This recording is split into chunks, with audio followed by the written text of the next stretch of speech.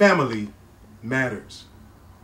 Our family, our black family, the nucleus of our black family has been broken up and torn down, but only in particular and some places.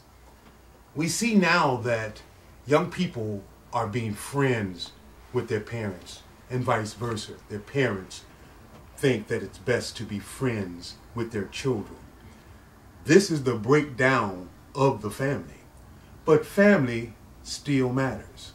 The old family values, the old family ways, the old family traditions and rituals still matters. Families consist of a lot of things, but the main components are the mother, Big Mama, the Papa, Papa Joe, the children, Little Joe and Thelma.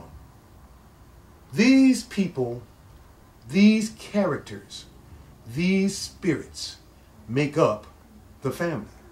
Now, when you are working with a black family, you must have control as the head of the house. That's normally Papa Joe. But the difference with the black family is that the community used to raise the children. The community helped with raising the children in the family structure. Every house on every block knew everybody on that block, were involved, especially when you did something wrong out on your block or out in the street and was caught by a neighbor, a friend, or an associate of your parents. You stood up straight as if it were your parents because the punishment was the same. And then you had the church. In the church, you had mothers, you had deacons, you had everybody who was also the nucleus and part of a family. Things somehow got awry. Things somehow went to the left. And if I was asked, I would say that it is partially the problem and fault of our government, whose agenda, whose benefit there is to keep the black family, particularly the black family, apart. Particularly the black wife and husband apart. Anything that's different, you know they're going to argue about. Religion, race, money, street level, level in life, your level status, lower class, middle class, upper class. Anything that's different, they're going to keep us arguing with each other so they, the rich, can run off with all the money. It is very important that we learn again to teach our children to stick together as a unit, especially our young black men. In this city, Chicago, where we live, every single weekend, young black men are being murdered. Young black men are being killed. Young black men are being eaten alive by the streets, by the lure of what's in the streets. And all of those lures are part of the breakdown of the family. Young black men spend a lot of time in the streets all day long, to the point to whereas when they come home, they don't feel any love in the home.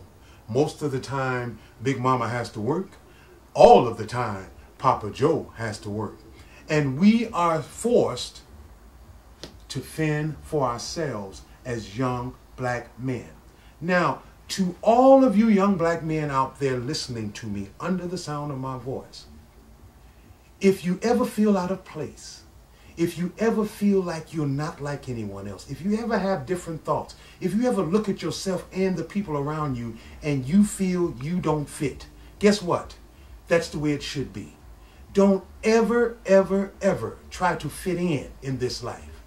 You were born to stand out. But you have to tap into that power. In knowing that, there's a power that comes with it. There's a spirit that comes with it. There's a self-awareness that comes to you that make you know that you are somebody special. Every black child born is a diamond. Every black child born is a potential star.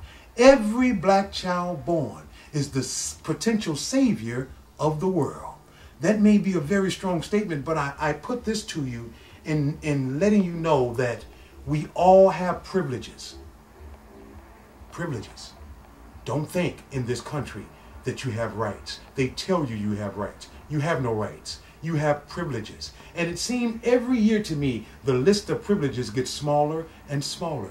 You can't walk down the street without being accosted by the police or thinking that you're on some sort of scheme.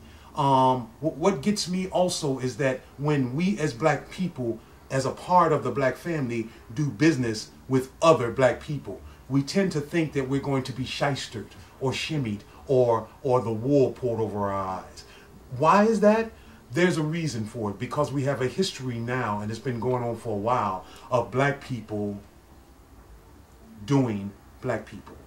Black people overcoming and taking advantage of the kindness of other black people. So much so that most of us will not even shop in black stores, let alone that there are a few of them left around. We make our money wherever we make it, and when we spend it in our neighborhoods, it is being spent and then given to Caucasian people who owns the liquor stores, who owns the grocery stores, who owns the gas station, who owns the convenience stores. And we proudly walk in there every day of the week, every weekend of every year, and gladly hand over our money to them. And to me, I look at it just like the way the government is no representation of what we're getting back. Our government makes us pay for so many things that we're not getting any residuals back from. Our healthcare system is shot. We can't take care of our old people the way we should. We don't. Our police system is shot. If you have trouble in your home, it's bad that we cannot trust our own police that we pay for. And our black men are so wrapped up in the streets. They're so wrapped up into making, having, and holding on to money and to impress most little girls that they have a mentality that they think that booty is bruty. And it is not. The character of a person is what stands out. Family still matters. You get your strength, you get your spiritual well-being from your family, from your mother and from your father, not from your friend. And when you try to make your mother and your father a friend, or when they try to be friends to you, then the nucleus of what the family should be breaks down. The IQ level of what they can teach you drops. And they can no longer discipline you. They can no longer teach you. Children nowadays think that they can teach their parents because they're in a position where they feel that they are friends.